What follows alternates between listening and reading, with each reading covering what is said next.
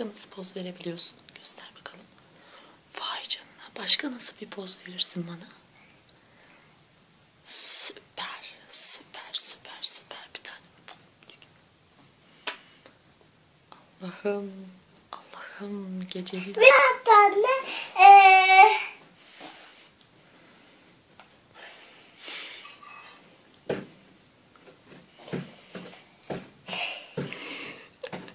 Saçların çok güzel biliyor musun? Dur düşeceksin dur. Dur düşeceksin önüne bak düşersin. Herkese iyi gecelerdi.